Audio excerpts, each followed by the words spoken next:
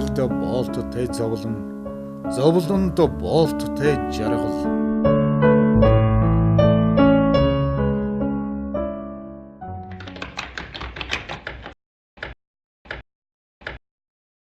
Өнгөт дэлхийн зоон дээр 4 жил амьдралын өнгийг балчирхан хүүхдийн нүдээр харснаас хойш өдгөө харааны бэрхшээлтэй энэ олон жилийг өөрийн уйггүй хөдөлмөр хичээл зүтгэлээр амьдрах мөрөө зөв залан яваа эрхэм бүсгүйн нэгээхэн мөчийг үзэгч тантай хуваалцахдаа таатай байна. Би 1974 онд Улаанбаатар хотод төрсөн. 4 настайдаа харааны бэрхшээлтэй болсон. Гэмтлийн улмаас тэгээд 9 настайдаа би сургуульд орсон. Яаж 9 настайдаа сургуульд орсон гэхлээр тэр үед одоо харааны бэрхшээлтэй хүүхдүүдэд зориулсан сургуулийг мэддэггүй байлаа. Тэгээд нэг мэдээлэл аваад 9 настайдаа тэгээд 18 хүртлээр би 116 одоогийн 116 дугаар сургуульд сурсан. Би 10 жил тахтаа ерөнхийдөө англи хэлийг сонирхож эхэлсэн. 10 жил тахад бол хөгжим англи хэлийг маш их сонирхдаг. Хөгжмөөр их хамтлагт явдаг. Тэгэл энэ 18 аймгийг тойрч бид нар тоглолт хийх жишээний сургуультай бүр санхүү мөнгө олж өгдөг тийм ажлыг хийдэг л сургуулийнхаа хичээлийнхаа хажуугаар 10 жил тахтаа бид нар нөгөө цааш намлалд тоглож байсан учраас янз янзын хөгжим тоглоо сурцсан, тэгэл дуулаад сурцсан, ер нь юм тоглодог, сурдаг байлаа. Тэгээд тэр үед ер нь их завгүй байсан л та.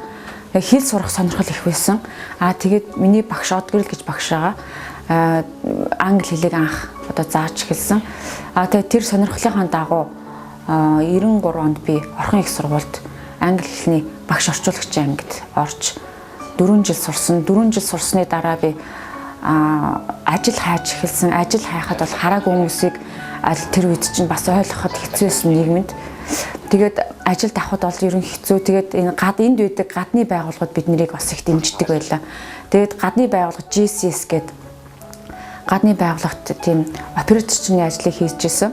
Тэгээд орчуулагчаар ажилласан. Ерөнхийдөө би Япон явж суртлаа. Ер нь гадны байгууллагуудад л орчуулагчийн ажлыг хийдэг байсан. Япон явах болсон шалтгаан бол анх англи хэлтэй хүн явах ёстой гэсэн тийм шалгуур тавьсан. Тэр үед бол англи хэлтэй хүн бас маш ховор байлаа л да. Одоо л их хүүхдүүд их англи сурдаг болсон. Тэр үед англи хэлээрээ тэнцээд тэгээд Япон эмчилгээний массажийн багшаар тэнд жил сурсан. Ер нь бол бүх хичээлүүд англи хэл дээр явагдчихсан. Ерөнхийдөө бол Японы тэр сургалтын програм хараагүй хүмүүст маш их зориулагдсан байдаг. Тэмтэрч болдог. Одоо ингээ барайл одоо биднэрт таарсан барайл материалууд бүх модельүүдийг бид нар тэмтэрч үзсэн. Тэр ятгай бүр нас барсан одоо хүний цогцон дээр хүртэл бид нар дадлаг хийж ингэж массажийг сурч байсан. Ер нь бол Япон улсын тэр бидний багш, биднэрт багшилж ирсэн багш нар дандаа доктор, профессор, хараагүй багш нар байсан. Тэр багш нараар би маш бахархаж ер нь явдаг. Яагаад гэвэл юу ч хардггүй мөртлөө тэр одоо анатомийн тэр олон төрлийн ясыг ингээд гараараа тэмтээд хараагүй хүмүүст зааж өгөх жишээний тэр багш нар биднэрт хичээл зааж өгсөн учраас ирээд би хараагүй хүмүүстэй зааж ирсэн. Ер нь бол заана гэсэн гэрээр явсан учраас хараагүй хүмүүст Япон эмчилгээний массажийг бол олон жил заасан. 2008 он хүртэл заагаад одоо манай шавнар ерөнхийдөө ихэвчлэн бест шүлжээ төвүүдийн захирлыг хийгээд одоо массажийн төв ажиллуулад явж байна. Ихэвчлэн одоо амьдрах чадвар, боловсрол эдэргээл энэ тал дээр бол бидний амьдрал нэлээд дээшилж байгаа. Яагаад гэхээр бидний таарсан одоо тоног төхөөрөмж, компьютер гэл одоо энд орж ирсэн учраас бид нар бол ингээд хүнтэй адилхан сураад, хүнтэй адилхан ажиллаад ингээд явах боломж байна. Нөгөө тал дээр ахуйн амьдрал дээр бол жоохон хэцүү байдаг. Яагаад гэхээр бид нар мөнгө тоолох боломжгүй. Японд бол хараагүй хүмүүс шууд мөнгөө тоолох боломжтой. Хараагүй хүмүүс, Японы хараагүй хүмүүс ерөнхийдөө ер нь яг нүдтэй хүмүүс шиг амьдрах боломж байдаг. Тэр нь юу гэсэн үг гэхээр гараал явна тэр хүмүүсийн одоо тайга ингээ барай явж байхад нь зориулагдсан зам байх жишээний. Тэгэл одоо буудлыг одоо буудал олгон дээр ингээл зарлах жишээтэй хараагүй зориулаад ерөнхийдөө бол дэлгүүрт орлоо. Дэлгүүрт ороход бол бүр наад талын тий шампан ангижруулагч хоёрыг ялгсан тэмдэглээ байх жишээтэй. Энэ ахуй амьдрал дээр бол ерөнхийдөө их сайхан байдаг юм билээ. Ер нь л диваажинд очиод ирсэн юм шиг л надад санагдсан. Монголд бол ер нь хэцүү. Өглөө босоод нэг тишээ таяга бариад гарахад бол нэг одоо тий зам нь ухцсан ч юм уу ямар нэгэн байдлаар биднэрт бэрхшээл гарч идэг. Миний одоо цагаан таяг тий харааг үнэ барьдаг энэ цагаан таяг надад их тусалдаг. Энэ таяггүйгээр бол ер нь нэг гიშхгүй шүү. Урд нь бол би энэ таягийг чинь ер нь хизээч баг жоохон байхтаа шээ энэ таяг барихгүй иччихээн гэж ярьдаг байсан байхгүй юу. Тэгээ би энэ таягны нэг ид шидэг ярил л да. Хайласт манай гэрээсэн. Тэгсэн чинь би ингээд таягтаа ингээд явж исэн ганцаараа явах болоод тэгсэн чинь замаа жоохон буруу хазаацсан юм байна л да. Тэр үед яг ингээд энэ таяг байгааг бол би одоо өдөд байгаа ч үгүй нэг жалгар руу нисэх байсан. Таягаараа ингээд үтсэн чинь буруу явцсан нэг яг жалганы үзүүр дээр ирсэн байсан байхгүй юу. Тэгэл би энэ таягстай айгүй хэрэгтэй юм байна. Юу энийг одоо тэр шах мантай миний өстө яг миний амьдралын одоо найз юм байна гэдэг утгаараа би байнга таягтайгаа явдаг ганцаар явсан тохиолдолд тэгээд таягтайгаа явж байхсан тохиолдолд бас хүмүүс аюусаа ойлгодог төөрсөн тохиолдолд бас тусламж асуусан тохиолдолд бас туслана. Тийм учраас энэ цагаан таяг маш хэрэгтэй араг үнд. Хөгжилтэй орнуудад бол яг хараа хүмүүс юу яд юм бэ? Нохоогоор хөтлүүлдэг тий. Манай нөхцөл бас жоохон хэцүү. Би бас тэрийг туршиж үзсэн. Байнга л одоо хүний тусламжтайгаар бид нар явдаг штэ. Дэлгүүрт ороход бол лангууны цаана юу байгааг бид нар хардггүй. Асуухад бол тий хэр баргийн хүнийг харьцдаггүй шүү дээ. Энэ одоо ямар хүн хараагүй хүн ямар хүн таяг барьдыг манай монгол хүмүүс мэддэггүй байхгүй. Одоо жишээ нь автобусанд ороод цагаан таягтайгаа явж явах чинь л мөнгө нэхээлтэй бид нар чинь загнаал цагаан таяг хараагүй цагаан таяг барьдаг гэдгийг л контакторууд мэддэггүй. Тийм л одоо байдгийм байлээ. Тэгээд заавал нэг хүний тусламжтайгаар заавал нэг хүнээр мөнгөө тоолуулах ч юм уу тэгжээж бид нэр дэлгүүр хошоогоороо явж өөрийнхөө хэрэгцээний юмыг авах хувц хунраа ялгах гих мэтлэнгээр заавал хүнтэй яв. Ганцаар явах ер нь бол баг ховордөө. Тэгээд ах дүүнэр бол яг нэг тусалж байгаа. Хүний тусламж авахд бол бид нар зүгээр явахгүй шүү дээ. Хүмүүс чинь одоо нэг цай хоол энэ ч үгүй юм уу? Атусны мөнгө энэ ч төлдөг юм уу? За өдрийн бүтэн ажил ингээд тусламж авч явах юм бол өдрийн бид нар цалин өгөхгүй л бол бид нар зүгээр хүн явахгүй шүү дээ. Гэх мэтлэнгээр ер нь заавал асран хамгаалагчл хэрэгтэй байдгийг. Энэ тал дээр л ер нь жоохон хэцүүтэй Монголд амьдрахад. Тэгээд нөгөө нэг дэлгүр мэлүүрээр явъя гэх юм бол жоохон хэцүү хаа тэр. Одоо ингээл маха очоод хүнээр ахуулахгүй бол бид нар өөрсдөө ахуулаад авъя гэл ингээл за миний дөө нэг гайгүйхан шиг юм тавиад өгчөөрэй гэд гуйж яхад л ирээд үцгэд л нөгөөдг нь баахан хальс. Худалч хүн би нэрээ насаараа л хальс ийдсэн. Тэгээ нэг гайгүй нөхөө амтантай танилцаал одоо тэгэл дүүнэр мөнөр гуйгаал ингээл нэг хүн гуйвал яг нэг гайгүй мах олж өгч байгаа. Гих жишээний амьдарч байна да ер нь бол. Тийм мөнгө төлөөд гуйж яхад л тэгж байгаа юм чинь би жимс авч идэхэ байсан. Яагаад гэхээр би тэрийг бүр сайн мэдж байгаа. Хідэн нэг жимс аваад миний дүү нэг гайгүй жимс тавиад өгчөөрэй гэд гуйж яхад ирээд үтсэн чинь баахан ялтарсан юм байсан. Нэгдүгээр хоёрдугаар ч угаасаа одоо жимс идэхин ч аргагүй болсон. Жаргалд боолттой зовлонд боолттой жаргал.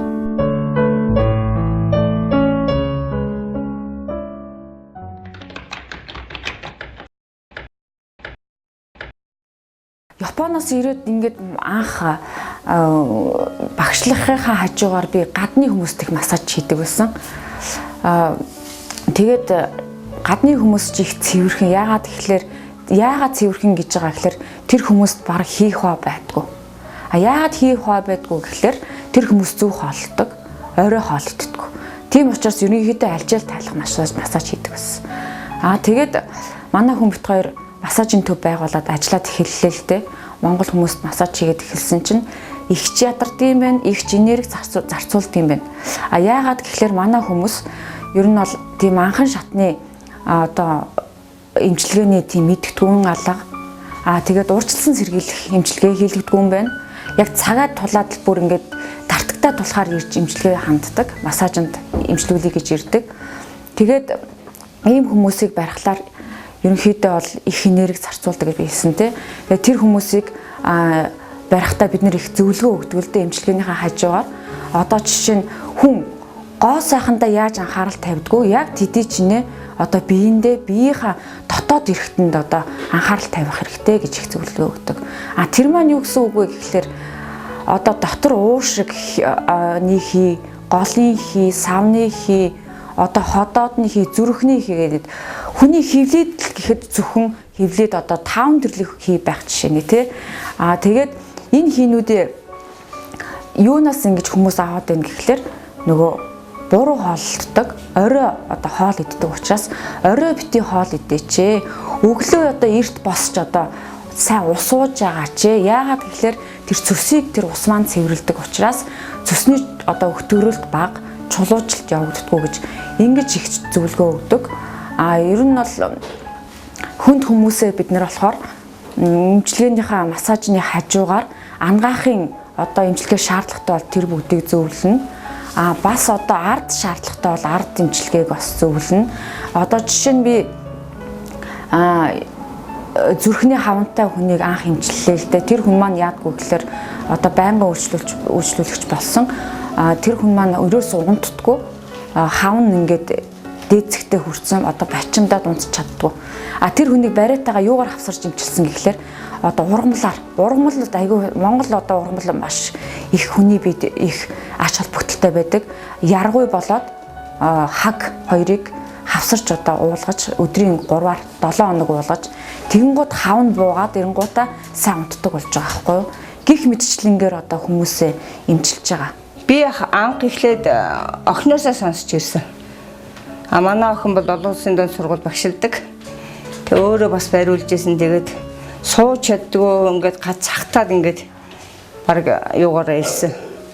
Тэгээ ирээд нэг удаа бариулчаад маргааш нь яахан тийм муудах янзтай болоод тэгээд 5 бариулаад дахиад 5 яваад тэгээд би маш их сайхан хөнгөрөөд тэгээд би сард нэг удаа явж ирсэн. Хаврын ядаргаа эхлээд саянаас 7 хоногт 2 удаа яваад ингээд сайхан болж байна.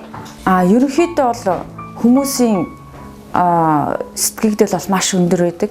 Тэгээд манайх яагаад үйлчлүүлэгч ихтэй байдгүй гэхээр нэг нөгөөгөөсөө дамжиж байнга хүмүүс ирж байдаг. Нэгдүгээрт, хоёрдугаарт одоо бэс сүлжээ төвөд одоо 20-од сүлжээ төвөд манай Улаанбаатар хотоо хөдөө орон нутаггүй ажиллаж байгаа. Тэгээд ерөнхийдөө бол сүлжээ төвүүдийн үйлчлэгийг сайн мэддэг учраас хүмүүс бие биенээ хилж мэдээлэл авч одоо ингэж ирж үйлчлүүлж байгаа.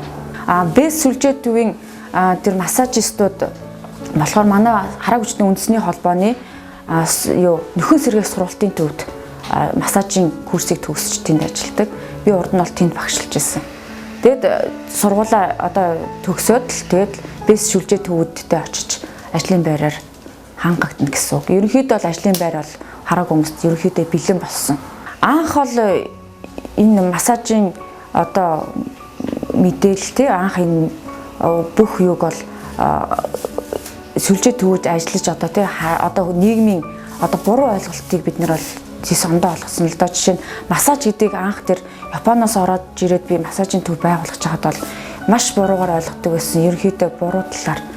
Тэгээд ингээд сүлжээ төвөд ажиллаад ирэхлээр хараагүй хүмүүсийн гарны мэдрэмж илүү сайн тий гараараа мэдэрч хийдэг учраас хараагүй хүмүүсийн массаж бусад массажийг бодвол эмчилгээ талдаа мэдрэмж илүү ихтэй гэдэг талаараа үйлчлүүлэгч ихтэй байна бид нар. Ерөнхийдөө бол энэ гуаш массажийг хуян ихтэй хүнд хийдэг. Яагаад хүний хуян ихтэж байгаа гэхлээр хүмүүс дандаа суунгаа ажил хийж гэн. Тэгээ ерөөсөө хөдөлгөөнд дутагдж гэн. Машин их унж гэн, машинтайгаа бараг гэртээ орж гэн. Тэгэхээр ерөөсөө хүний хуян ихтдэг.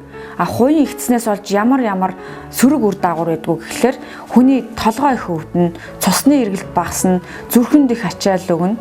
Тэгээд харгалалт их явагдаж байна. Хий ихсэж байна. Тэгээд бид нэр одоо ер нь энэ массажаас юу н онцлог гэхлээр гуаш массажаар онцлог байгаа.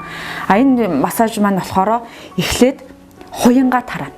Хуянгаа тараагаад дараа нь бүтэн биеинд ороход маш таашаалтай хэвтдэг байхгүй юу?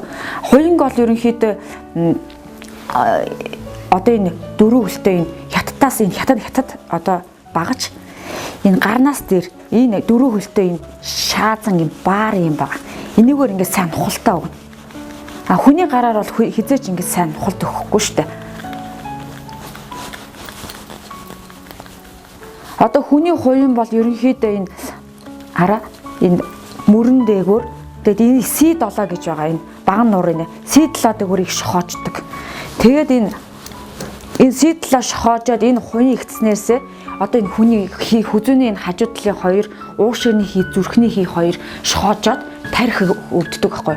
Хүн ингээд бие жоох ингээд барьж ийлж үзэж явах хэрэгтэй хаана зөөр байна, хаана өвчин байна. Тэгжээ тэрийг тарааж авахгүй бол дотоод эргэтэн системдээ сөрөг нөлөө үзүүлээд байдаг байхгүй. За одоо энэ жишээ нь ядаргааны цэг. Яг энэ далны доод хавтгай энэ тавган дээр. Энийг ингээд сайн нухалд өгч нэг тараах хэрэгтэй. За тэгээ баган нуруугаа сайхан. За энэ бол ерөн далаа ерөн хүний зүүн талд андаа ерөнхийдөө энэ зүрхний сувг, зүрхний сөвүүд байдаг. Ер нь бол барианы ажил хийж яхад бол бүх сөвүүдэд нээсэн тохиолдолд хүний бие сайхан амарч өгдөг. За одоо болохоор энэ ходоодны цэгээр явж байна. Ходоодныхоо цэгийг сайхан суллана. Ер нь дотор эргэтэн системийг одоо хүн нөгөө өглөө осоод бие аваагаад 7 хоног тусанд ороод явдаг шиг энэ дотор эргэтэн системийг байнга цэвэрлж явах хэрэгтэй байхгүй юу? Одоо ингээл энэ цөсний энэ сувг байна. Энэ бол нэлээд л юм байна. Энэ цөсийг угааж авах хэрэгтэй, улирлныг угааж авах хэрэгтэй, бүдүүн гидсийг угааж авах хэрэгтэй. Бүдүүн гидс дотор чинь 10 хэдэн хил юм хүн тээж явдаг байхгүй юу? Бүдүүн гидснээс хүний цус их бохирддог. Ходоодыг бас угааж авах хэрэгтэй. За одоо энэ бөөрөн дээр чинь бөөр бас нэлээд чанга байна. За эхлээд ингээд хувцастан сайхан ингэж нухаж одоо бүх одоо энэ сувгуудыг нээж өгнө. Гуаш массаж бол. За та цамцаа талчих. За одоо болохоор гуаш массажийг иврээр хийдэг.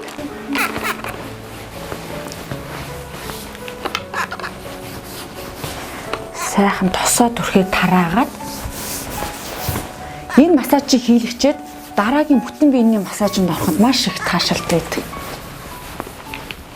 Одоо хуян гэж бол ерөнхийдөө зүрхийг л их гэмтээдэг. Зүрхний сувгуудыг бүгэлдэг хуян.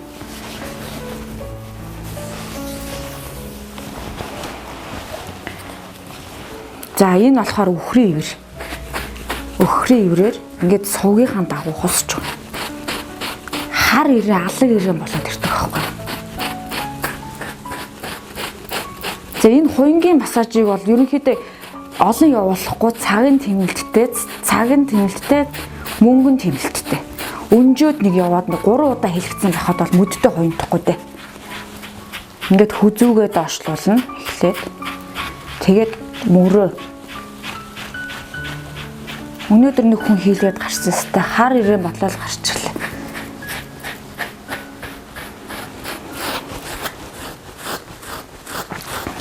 За энэ одоо цөсний сувгийг бүр сайн нээж өгөх хэрэгтэй. Дандаа ингэж дагуулж хусдаг гуаш массаж.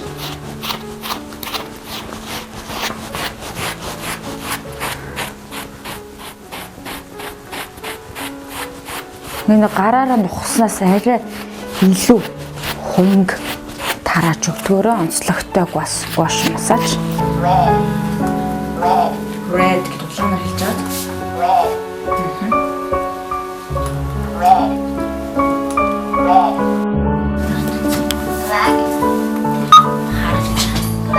Энэ төвчлөр нь болохоор яг нөгөө харааг гүнз зориулсан таг харахгүй би бол яг нөгөө гэрэл харж байгаа учраас энэ гэрэл байна уугүй юу гэдэг мэдэн штэ. Таг харахгүй хүмүүс чинь бас гэрэл харахгүй хүмүүс байдаг. Тэгээ нөгөө энэ машинаараа гэрэлтэй үед энэ дон гэж дуугна. Гэрэлгүй байх юм бол энэ дуухгүй. Энэ төвчлөр. Тэгээ гэрэлтэй гэрэлгүйгээ ялах юм бол энэ машинаар бас ялгаж болж байгаа байхгүй. Өнгнөөс гадна. Тэгээ нэг бараг нэг 1000 төгрөг хэлсэн бэл. Англиар. Би анхаараа энэ машиныг томж авчаад сургуулийнхаа хам дээр ингээд тавьчихсан байхгүй юу. Тэгсэн чинь юу тод ногоон ингээд надад хэллээ нэстэй. Яг нүд орсон юм шиг амар гой санагдсан шүү дээ. Юунг ороод ялгадаг машин байдаг болоосаа мөрөддөг байхгүй. Яа тэгэхээр нөгөө хувцаа дандаа өнгөнгөөр нүгсдэг учраас нин дараа надад шаардлагатайс учраас энэ машиныг авч авчаад их баяртай юм байна. Одоо ерөнхийдөө бол жоохон урлагийн ажлыг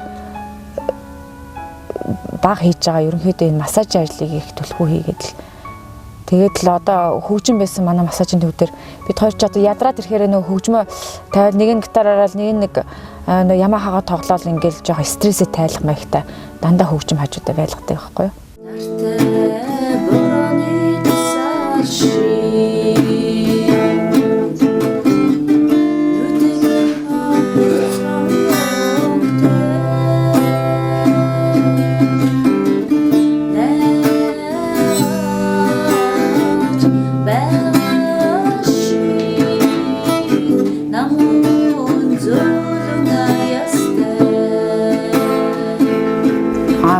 ерөнхийдөө массажаас гадна хөгжмийн чиглэлээр бас мэрэгчсэн хүмүүс их байгаа. Одоо Оросд төгссөн хөгжмийн сургууль төгссөн хүн байна. Тэг хэлний чиглэлээр бас одоо их өсөж байна. Орчуулагч багш нар бас их болж байна.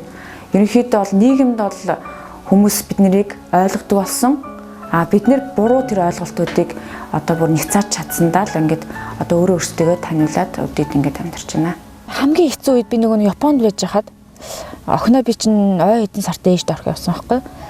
Тэгэл нөгөө одоо тэ нүдэн анил явж байгаа юм чинь тэгэл тэр үед чинь нөгөө жоохон хүүхэд мөхт би ч их ойлгохоо ээж олцоол их үйлдэгсэн.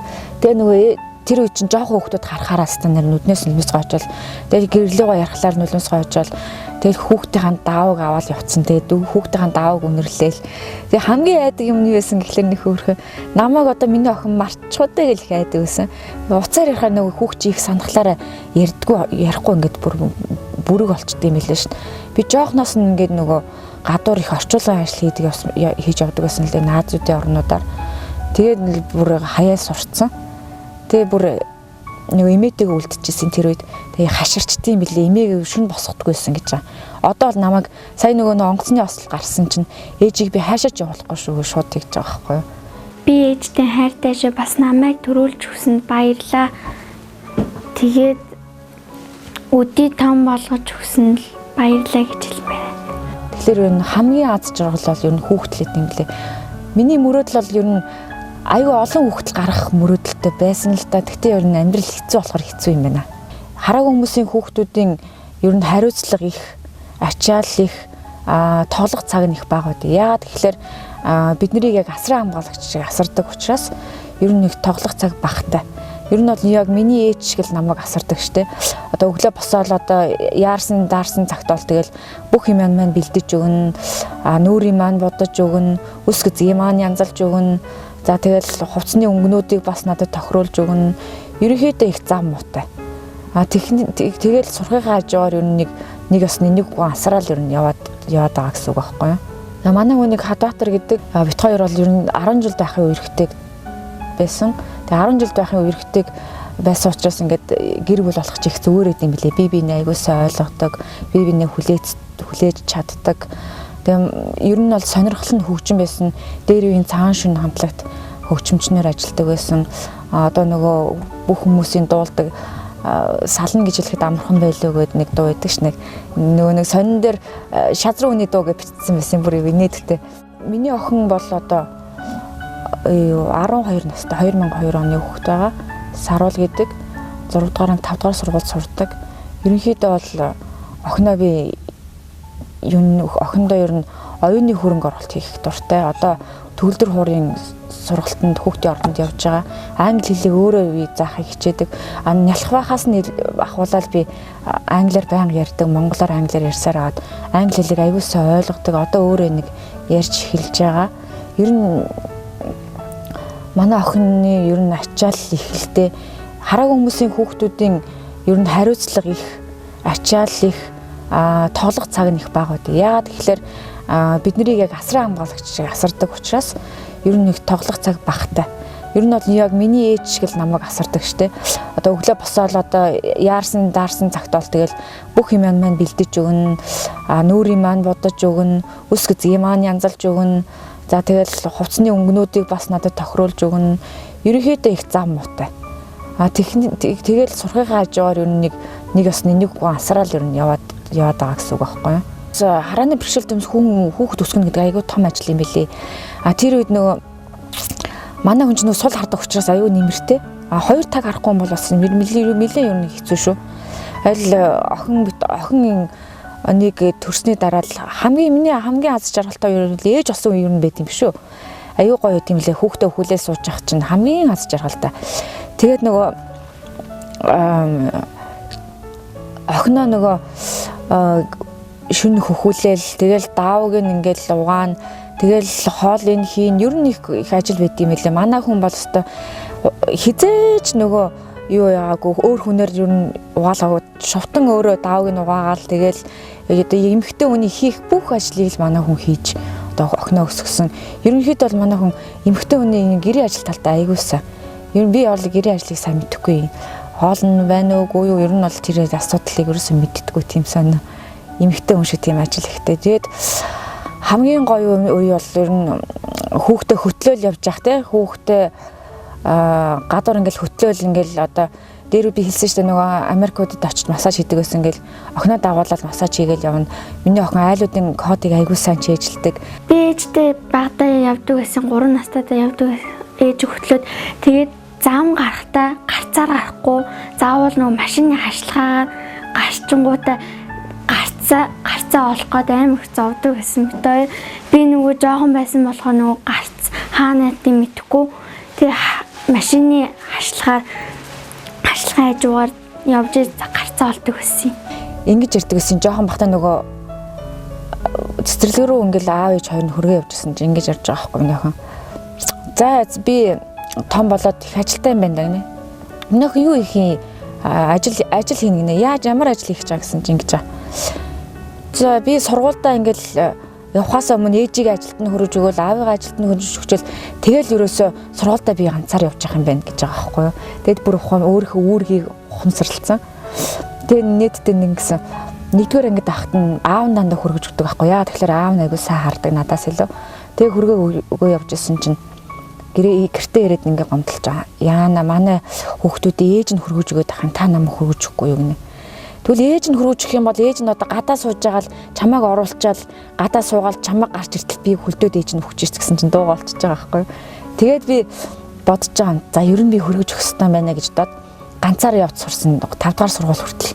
Ганцаараа яваад тэгээд өөрөө тэгж явж сурчаад охиноо хөргөж өгөөд тэгээд би ганцаараа яваад буцаа яваад өгч байгаа. Тэгэхээр айгүй баярлаад байгаа байхгүй юу.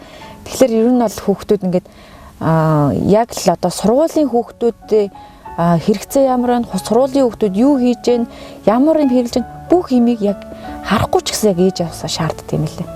Тийм учраас бид нэр яг хүний дайтай тэр хүүхдийг амьдруулах ёстой гэдэг утгаараа маш их ажилдаг, маш хөдөлмөрлөдөг. Ер нь бол завгүй л байдаг та. Нүдгүүгээ бодохоор их зовлонтой юм шиг тий. Тэгээд өөрийнхөө ингээд амьдарч байгааг бодохоор их жаргалтай юм шиг. Гэхдээ би ер нь бол нүдгүү гэж боддггүй л дээ. Би бол нүдгүүгээ марцчихдээ харахгүйгээ ер нь марцчихдээ ер нь харахгүй гэж ер нь марцсан шүү.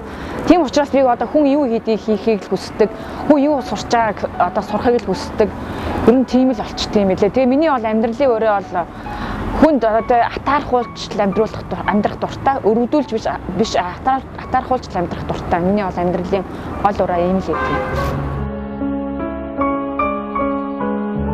Ударсан цас цагаан байдаг. Булиглах сэтгэл улаан байдаг. Намира бороо цайвар байдаг. Настай ээжийн минь ус буурал байдаг.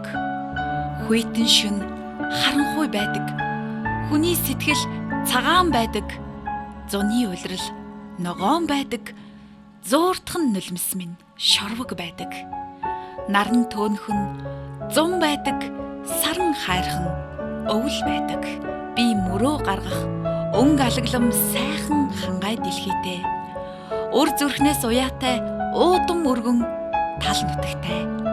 Азийн илгэнд төрсөн минь миний бахархал амьдралын өнгийг бид харж байгаа шиг л төсөөлдгөө.